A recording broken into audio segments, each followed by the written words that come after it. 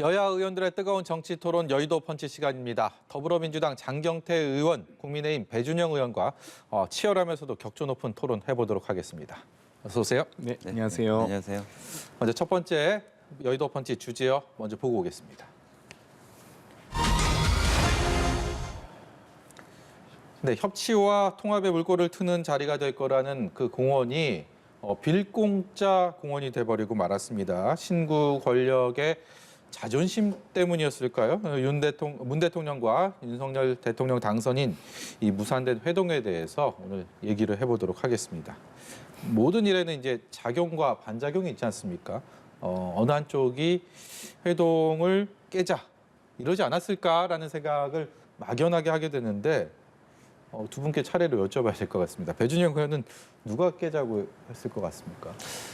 글쎄요, 양측 대변인이 실무 차원의 논의가 더 필요하다고 분명히 발표를 했기 때문에 그런 걸로 알고 있습니다. 다만 국민들이 생각하시기에는 초대하는 호스트가 있을 거고요. 찾아가는 게스트가 있을 텐데 예. 이 문제를 풀어나가는 쪽은 아마 호스트 쪽에 있지 않을까 이런 생각을 해보게 되고요. 네.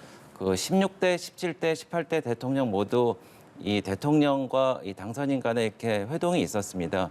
대체적으로 10일 이내에 다 했거든요. 그래서 예를 말씀드리면은 17대 때 노무현, 이명박 대통령은 한 당선된 지 9일 만에 만나셔갖고 2시간 10분 동안 말씀을 하셨습니다. 네. 그래서 그런 전례를 비춰볼 때 이제 국정의 원만한 인수인계와 위기를 타파하기 위해서 공조를 하기 위해서 예. 빠른 시간 내에 또 만나시지 않을까 그렇게 기대를 해봅니다.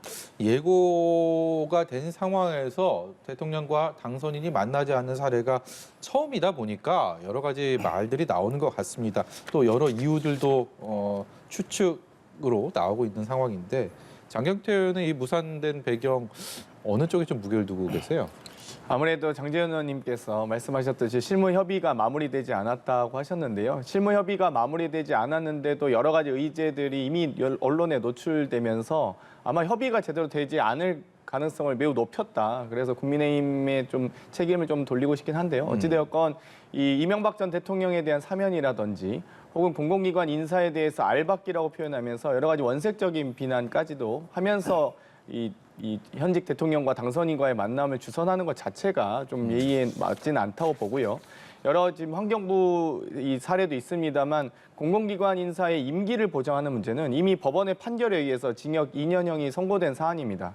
그 부분에 대해서 지금 본인들이 주장했던 것에 대해서 다시 한번 찾아보시면 좋을 것 같은데 여러 가지 이 대통령의 결단 사안인 사면권과 그리고 공공기관 인사에 대한 부분은 이미 선례로 80년대 사례들을 가지고 오긴 좀 너무 부적절한 것 같고요.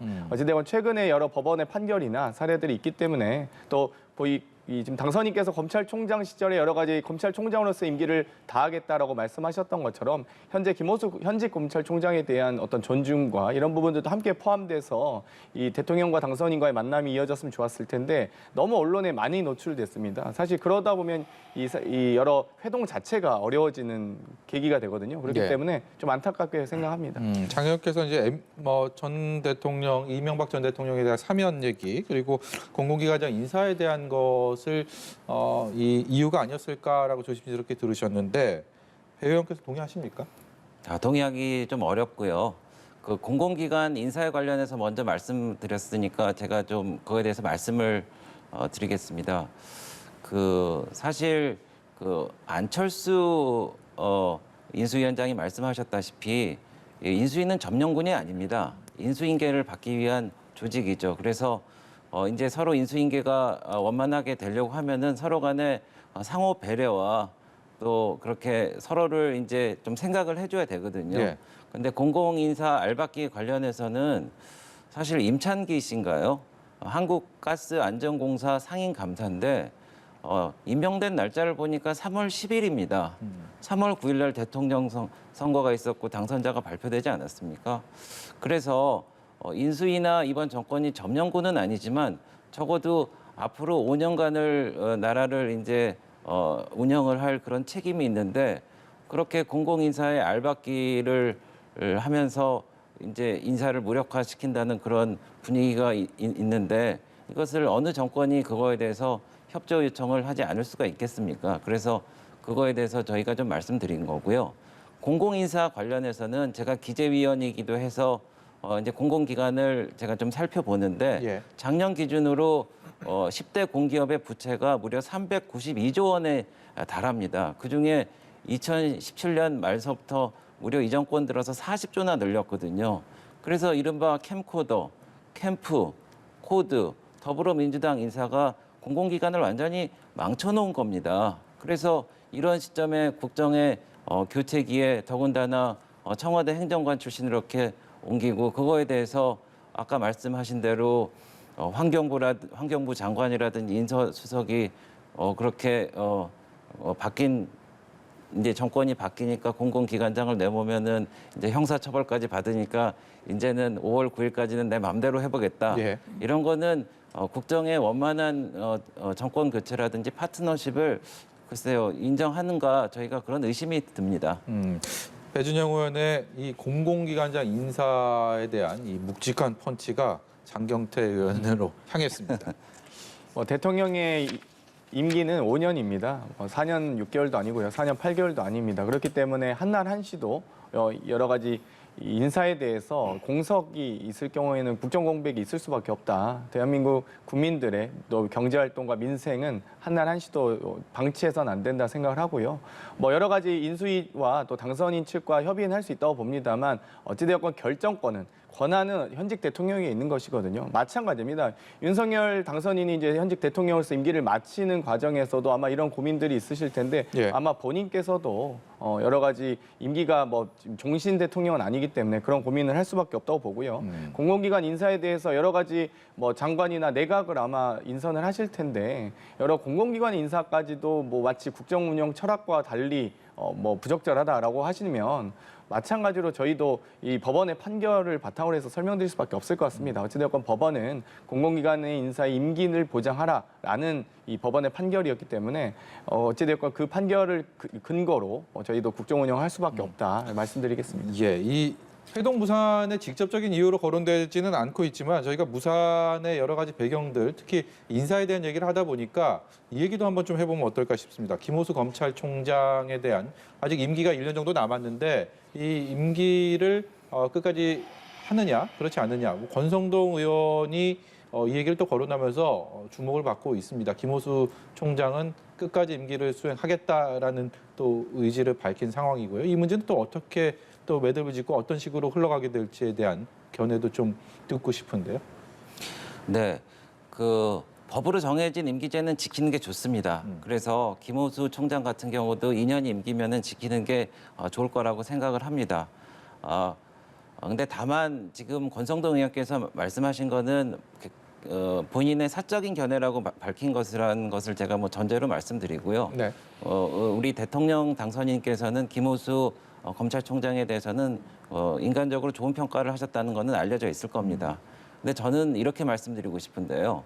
지금 김호수 검찰총장 체제 하에서 대장동, 백현동, 그리고 월성 원전 조기 폐쇄, 그리고 울산시장 선거 개입 이런 사건이 진전이 없습니다.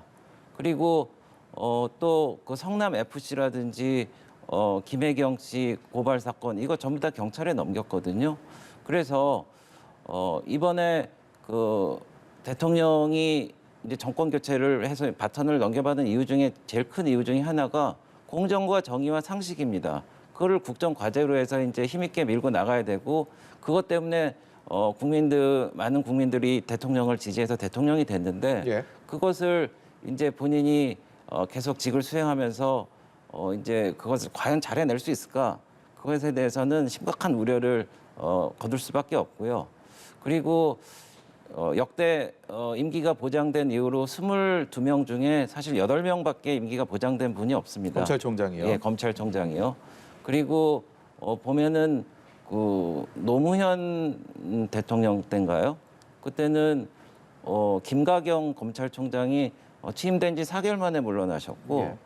그리고 문재인 대통령 때는 또 검찰총장이 계셨는데 그분이 6개월 남기고 총장이 네, 김수남 6개월 총장이 남겨놓고, 6개월을 남기고 그만두셨단 말이죠. 그래서 그 원칙은 지켜지는 게 좋겠지만은 국민이 원하고 그게 시대 정신이라 그러면은 그런 거는 이제 기존 정권에서 이제 받아주는 게 좋겠다라는 게 국민적인 여망이 아닐까 생각합니다. 동의하십니까? 어떻게 생각하십니까? 뭐 저는 윤석열 당선인께서 검찰총장 시절에 말씀하셨던 것만 지키셨으면 좋겠습니다. 검찰총장의 임기는 보장되어야 한다 말씀을 하셨고요. 여러 가지 뭐 지금 권성동 의원님이나 장제원 의원님이나 권영세 의원님 모두 다 뭐 소위 윤핵관이라고 불리는 핵심 관계자로 지칭되기도 하고 또 선대위에서 여러 역할을 했습니다만 네. 아무래도 좀 이 핵심적 역할을 하신 분들일수록 발언을 좀 더 주의하실 필요가 있다고 좀 제안드리고 싶고요. 이 과거 이명박 정부 시절에 검찰총장 인사위원회 등을 초천으로 최동욱 검찰총장이 임명됐다가 여러 가지 설화들을 일으키면서 박근혜 정권에서 강제로 퇴임시켰다고 볼 수 있을 정도로 그런 사건이 있었습니다. 과연 이번 정부에서 과연 어떻게 과거의 이 실패를 또다시 내로남불 형태나 또다시 야당에서 여당의 입장으로 바뀌었다고 해서 저희에게 비판했던 부분들을 똑같이 할지 이건 지켜보고 싶고요. 어쨌든 약속을 검찰총장 시절에 윤석열 당선인께서 하셨던 약속을 꼭 지키시는지 보겠습니다. 이 대통령과 대통령 당선인의 만남 오늘은 무산이 됐는데 이제 취임식 이전에 어떤 계기로 어떤 분위기 속에서 만나서 어떤 얘기를 하게 될지 관심이 자연스럽게 갈 수밖에 없습니다. 앞으로는 어떻게 전개가 돼야 된다고 생각하십니까? 네, 그래서 가급적이면은 빠른 시일 내에 만나서 이제 국정 현안에 대해서 인수인계를 좀 해야 된다고 생각합니다. 지금 굉장히 그 이재명 후보가 얘기했듯이 위기 상황 아니겠습니까? 예. 글로벌 공급 체인이 지금 무너지고 우크라이나 사태로 지금 스태그플레이션이 걱정되고 그리고 북한에서는 미사일을 뭐 계속 쏴대고 말이죠. 그리고 물가는 올라가고 코로나19로 인해서 지금 뭐 자기 전에는 45만 명이었는데 확진자가 이제 40만 명이라고 할 정도로 국정의 난맥상을 보이고 있습니다. 예. 그래서 지금 정부가 그런 것을 좀 해결해 나가기 어렵다. 그러면은 지금부터라도 이제 손을 내밀고 손을 맞잡고 이 위기를 극복해 나가는 것이 지금 정권을 인계하는 차원에서 대통령 청와대가 해야 될 일이 아닌가 그렇게 생각합니다. 네. 윤석열 당선인께서 선거 기간 중에 약속하셨던 이 손실보상금과 방역지원금 50조 편성에 대해서 약속을 꼭 지키시길 바랍니다. 저희가 1차 추경 당시에 16조 9천억 통과시키는 과정에서 사실 여야가 합의 처리하자고 하셔서 본회의가 7시였는데 30분 저희가 미루면서까지 기다려드리지 않았습니까? 네. 여러 가지 여야 합의로 정말 이 민생과 관련된 정말 어려운 소상공인과 자영업자와 관련된 이 보상 부분은 같이 여야가 함께 논의했으면 좋겠고요. 정말 이런 대통령 사면이나 이런 논의가 중요한 게 아니라 정말 민생과 관련된 논의를 이 대통령과 당선인과의 회동에서 먼저 꺼내셨으면 참 좋았을 텐데 그건 딱 쏙 빠져 있고 다른 논의만 있기 때문에 예. 정말 만약에 그 50조에 대한 약속을 지키고자 하시면 2차 추경을 포함해서 모든 논의를 여야가 함께 할 수 있다고 봅니다. 그렇기 때문에 아직까지 임기 시작까지는 2달여 가량 남아 있는데요. 그 전에라도 충분히 지금 어려운 2달 이후에 또 기재부 장관부터 시작해서 다 내각 발표하고 인사청문회까지 끝나고 나서 다시 추경 논의하시기보다는 그럼 또 4, 5개월 또 늦어지는 건 아니겠습니까? 지금 당장이라도 함께 여야가 먼저 논의하셨으면 좋겠습니다. 네. 대통령과 대통령 당선인이 그리고 여와 야가 두 분 말씀처럼 손을 맞잡고 그리고 합의할 수 있는 그런 시간들을 갈구하면서 두 번째 주제어로 넘어가 보도록 하겠습니다. 두 번째 주제어 보여주세요. 네, 기존의 청와대로 갈 가능성은 제로다. 윤석열 당선인 측에서 이 정도의 확신에 찬 얘기가 나올 정도면 정치권에서 사실 이런 정도의 얘기는 뭔가 시행하기 전에는 잘 안 나옵니다. 그만큼 청와대 시대를 마무리하겠다, 끝나겠다라는 윤석열 당선인의 의지가 강하다 이렇게 볼 수밖에 없는데요. 이 청와대 이전 얘기 좀 해보도록 하겠습니다. 구체적으로 얘기하면 뭐 청와대를 이전하는 게 아니고 대통령 집무실을 옮기겠다 이런 건데 네. 일단은 어디로 옮기고 뭐 이런 부분들은 저희가 계속 얘기 나누고 있으니까 차치하고라도 불가피한 것인지에 대한 얘기를 좀 먼저 해보고 싶습니다. 청와대 집무실의 이전 불가피한 거라고 판단하십니까? 네, 불가피합니다. 그래서 김영삼 대통령 때부터 청와대는 이전을 해야 된다고 주장이 돼 왔고요. 그리고 김대중 대통령, 노무현 대통령이 이제 충청도에 수도 이전론이 있었고 문재인 대통령도 2012년, 2017년 공약으로 했죠.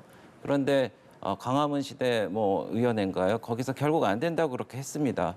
우리 대통령 당선인도 공약을 했기 때문에 그 무수한 사람들이 그 많은 기간을 통해서 한 거는 분명히 이유가 있죠.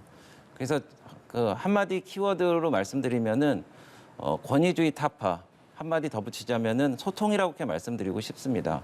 청와대가 지금 사실 그 구중 궁궐이라고 볼 수 있습니다. 굉장히 안으로 들어가고 지금 본관 같은 경우에는 비서동과 500m 떨어져 있고요. 물론 그 현재 대통령이 여민관을 만들어서 비서동까지 이제 많이 와서 이쪽에서 직무를 한다고 그래도 일반 사람들과는 거의 그 소통이 불가능한 구조입니다. 그래서 사실 형식이라는 게 내용을 담거든요. 여태까지 불행한 대통령을 양산해 왔던 게 그 제왕적인 대통령 제도라는 그런 문제도 있지만은 사실상 그 언로가 막히고 사람을 만나지 못하고 그리고 인해 장막에 둘러싸여 갖고 여태까지 실패한 대통령을 양산해 왔다. 이런 거는 부정하기 어려운 사실입니다. 그리고 저희 대통령 당선인께서도 반드시 광화문 시대를 열겠다고 여러 차례 말씀하셨고 또 그게 시대의 상징이자 시대 정신이 돼버렸습니다. 그래서 이번에 꼭 옮겨야 되겠다. 그렇게 말씀드리고 싶습니다. 네. 장 의원께서는 이 불가피성 어떻게 생각하십니까? 모르겠습니다. 그 청와대가 정말 터가 안 좋은지 어떤지 모르겠는데요. 청와대 대통령 집무실을 이전하는 이유는 국민과의 소통을 강화하기 위함일 겁니다. 그런데 사무실 위치가 중요한지 모르겠고요. 또 그 대상이 과연 국방부가 그러면 국민과의 소통에 용이한 장소인지 대단히 폐쇄적인 형태입니다.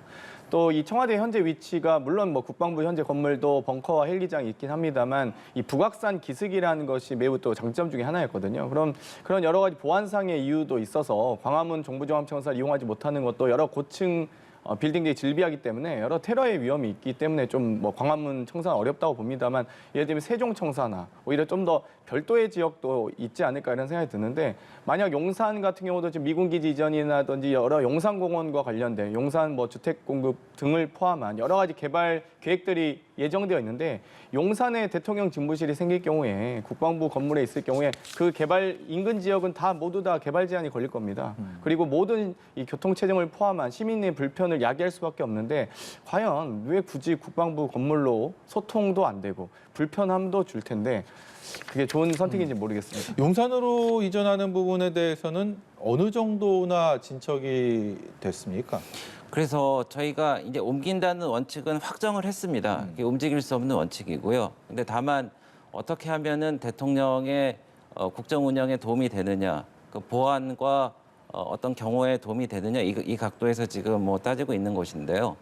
그 지금 용산하고 광화문 지역을 저희가 알려진 바대로 이제 예. 검토하고 있지 않습니까? 그래서 용산 같은 경우에는 경호가 굉장히 용이하고 그리고 좀 넓은 공간이기 때문에 여러 가지 그 좋은 효과가 있을 거라고 생각을 하고 광화문 예를 들어서 외교부 청사 같은 경우에는 그 새로 지은 건물입니다. 예. 그리고 이 보안이랄지 교통이랄지 인접하는 방법이랄지 이런 게 굉장히 좀 편리하기 때문에 어느 정도 좀 그런 원칙에 좀 맞는다 이렇게 생각을 하고 있고요. 제가 참고로 좀 말씀을 드리는데 이 청와대가 언로가 막힌 게 사실 어떻게 보면은 DJ 정부 때부터입니다. 예전에는 그 춘추관이 있고 이 청와대 비서실이 있었는데 이 김영삼 정부 때는 수시로 이제 기자들이 왔다 갔다 예. 했거든요. 근데 김대중 정부 때서부터는 그 정해진 시간만 기자들이 가서 취재를 할 수 있게 했어요. 저도 청와대 출입 기자를 했기 때문에 아시죠? 예, 이 비표라는 게 없으면 갈 수가 없었죠. 그리고 그것을 따로 관리를 했기 때문에 개개인의 기자의 의사에 따라서 출입을 할 수는 없었습니다. 네. 그리고 그 다음에는 그렇게 가는 게 막혀져 노무현 정부 때는 아예 막아버렸어요. 그리고 이제 죄송한 얘기지만은 기자분들한테 무슨 때 되면은 주던 식으로 대변인이 와서 그렇게 언로가 막혀버렸단 말입니다. 근데 저희가 예를 드는 이 백악관의 웨스트윙 같은 경우에는 대통령의 오val 오피스가 있고 실장, 부실장, 안보보좌관 이런 데가 같은 층에 있고 또 같은 건물 안에 기자실이 있고요. 그래서 제가 오기 전에 백악관을 출입했던 그 중경 기자님과 통화를 했는데 그 대통령과 기자들이 수시로 만날 수가 있습니다. 예를 들어서 대통령이 외부 일정이 있으면은 반드시 프레스에 알리게 돼 있고 대통령이 헬기를 타러 사우스 로운에 가고 그러면은 기자들이 그 기다리고 있으면서 헬로 미스터 프레지던트 하고 하면서 질문을 던져요. 예. 그러면은 답하고 말고는 이제 대통령의 몫이죠. 이렇게 언론과도 이렇게 소통하고 그 영화 웨스트 윙에서도 보시다시피 복도에서 마주치고 이러면서 의사소통을 하면서 언론도 튀우고 집단지성을 발휘를 하고 그래야 되는데 그걸 못했단 말이죠. 그래서 지금 장 의원님께서 이제 어려운 점을 말씀하시는데 그런 거를 저희가 극복하고 해야 될 이유가 이런 형식으로서 이제 내용을 규율해서 실패한 대통령은 더 이상 만들면 안 되겠다 이런 거고 문재인 대통령은 분명히 실패를 했습니다. 12년, 17년도에 분명히 대선 공약을 했고 광화문 위원회를 통해서 하시겠다고 했지만 못한 거를 우리 당은 할 겁니다. 네. 저도 짧게 말씀드리면요. 이 춘추관 출입 여부 때문에 기자와 언론과의 소통이 약화된다 이런 건 아닌 것 같고요. 네. 오히려 이명박 박근혜 정권 당시에 이 기자님들의 질문을 여러 가지 순서까지 정해서 짜고 치는 고스톱처럼 이렇게 하는 부분들이 오히려 언론과의 소통을 약화시켰던 요인이라고 보고요. 네. 오히려 정해지지 않는 정말 시나리오가 없는 상태에서 누구나 다 질문할 수 있고 누구나 다 질문을 선택할 수 있도록 기자의 판단에 의해서 할 수 있도록 하는 것이 더 언론과의 소통에 더 중요한 부분이라고 봅니다. 앞으로 언론을 어떻게 통제하실지 모르겠는데 부디 그런 일이 없도록 부탁드리고 싶고요. 만약 이 제왕적 대통령제에 대해서 개선하고 싶으시다 그러면 여야가 함께 대통령의 권한을 내려놓거나 정말 분권이나 여러 자치가 가능하도록 그런 부분을 법안을 내시면 전 여야가 함께 논의할 수 있다고 봅니다. 대통령 집무실 이전 얘기하다가 지금 언론과의 또 소통 얘기까지 지금 하고 있는데 저도 개인적으로 하고 싶은 말들이 많이 있지만 저는 오늘 두 분께 질문하는 자리에 있기 때문에 기대 효과를 좀 얘기해봐야 될 것 같습니다. 지금 배준영 의원 말씀을 들어보면 바뀔 것 같지는 않습니다. 어쨌든 옮긴다라는 거를 너무 여러분들이 확신에 찬 얘기를 하기 때문에 기왕이면 이런 상황이면 좀 긍정적인 효과를 낳아야 되지 않겠습니까? 지금 그거 자체가 안 되라 할 수 있는 상황은 아니기 때문에 장경태 의원은 만약에 옮긴다면 좀 어떤 식의 기대를 할 수 있을까? 그리고 어떤 것들을 좀 고려해야 될까? 이런 부분에 대한 말씀 좀 듣고 싶은데요. 국민과의 소통도 매우 중요하고요. 또 여러 가지 안보상의 이유도 고려해야 된다고 생각을 합니다. 그런 점에서는 아마 이 안보상의 이유 등을 포함해서 용산 국방부 청사를 고민하시는 것 같은데 저는 여러 가지 이 대통령 집무실이란 상징성을 고려했을 때 세종청사라든지 여러 가지 오히려 서울을 벗어나는 여러 창의적인 이 아이디어들이 있을 수 있다고 보고요. 오히려 서울에 있는 용산이나 기타 지역 지금 현재 청와대도 어찌되었건 좀 폐쇄적이긴 합니다만 이 시민의 불편을 야기하기는 좀 어려운 어찌되건 바로 앞에 경복궁이 있기 때문에 여러 가지 개발 제한이 경복궁 때문에라도 문화재 보호 등을 이유로 저희가 개발 제한이 걸려 있습니다. 근데 용산으로 가게 될 경우에는 아마 용산에 많은 개발 제한들이 걸릴 가능성이 높다고 보고요. 그렇다면은 용산 시민들의 매우 불편함, 용산 시민뿐만 아니라 서울의 중심부 아니겠습니까? 그럼 많은 서울 시민들의 불편함도 함께 감수해야 될 텐데 그런 부분을 좀 포함해서 논의를 해주셨으면 좋겠다. 오히려 서울이 아닌 과천 청사를 포함해서 세종까지도 함께 좀 논의하셔서 정말 이 국가균형 발전이나 자치분권 시대에 걸맞는 대통령으로서 집무실을 고민하셨으면 좋겠습니다.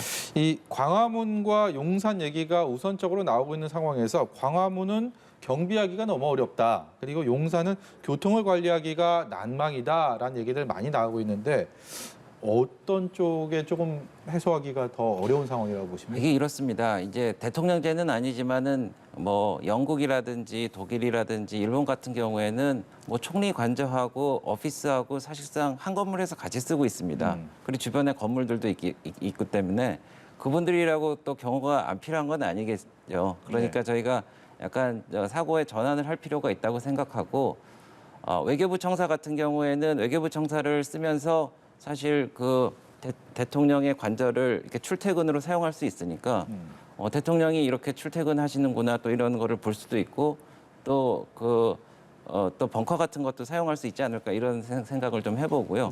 용산 같은 경우에는 경호라든지 어떤 보안이라든지 이런 부분에 있어서 이미 군부대 아니니까 좀 더 안전하다, 좀 확실하다 이런 생각은 있지만은 좀 국방부라는 그런 그 보안 지역에 들어간다라는 좀 이미지가 있기 때문에 그런 거는 좀 고려의 대상이 될 거라고 생각을 하고요. 제가 중요하게 생각하는 거는 어디로 가느냐가 중요한 게 아닙니다.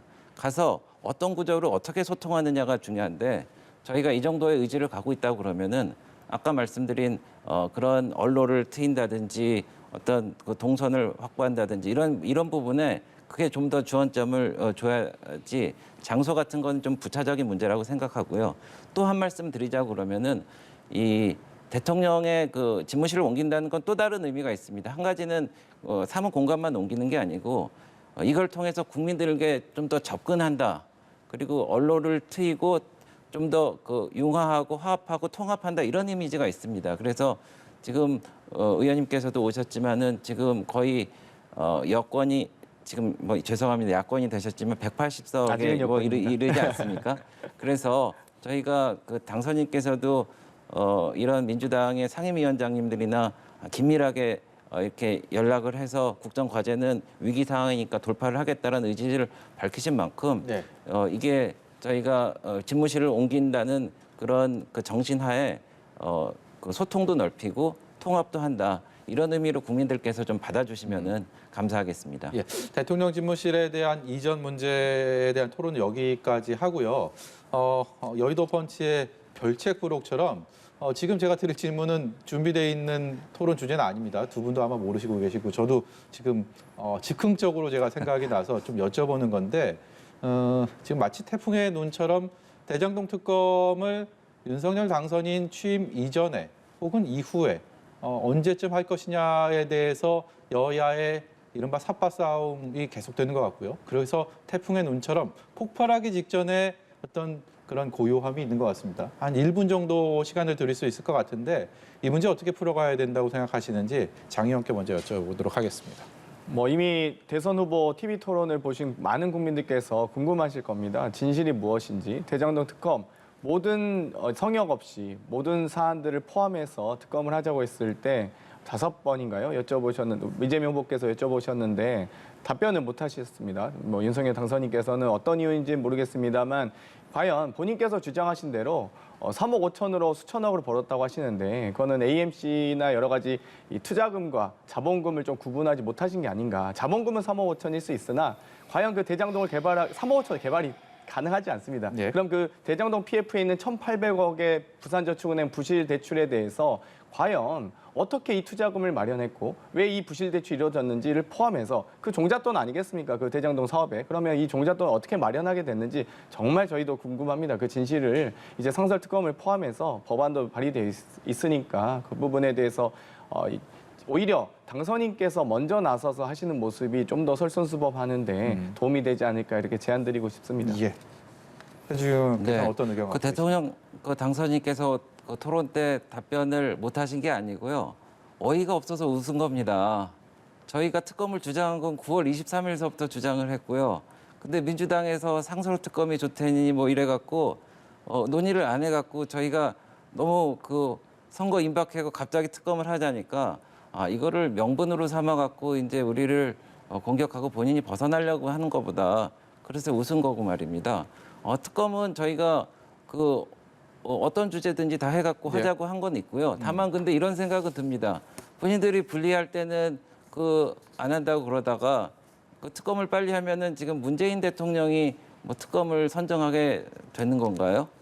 글쎄요. 그렇게 되면은 앞으로 이제 검찰이 공명정대하게 풀어나갈 문제도 있고 그것을 좀 회방 놓으려고 그런 거 아닌가 예. 그런 의심을 하는 사람들이 있다는 것만 좀 알아주시기 바랍니다. 특검 지명 아마 대법원에서 할 걸 예. 하는 법으로 알고 있습니다. 법원 알겠습니다. 행정처에서. 네. 예. 두 분 말씀 여기까지 들어야 될 것 같습니다. 지금까지 더불어민주당의 장경태 의원, 국민의힘 배준영 의원이었습니다.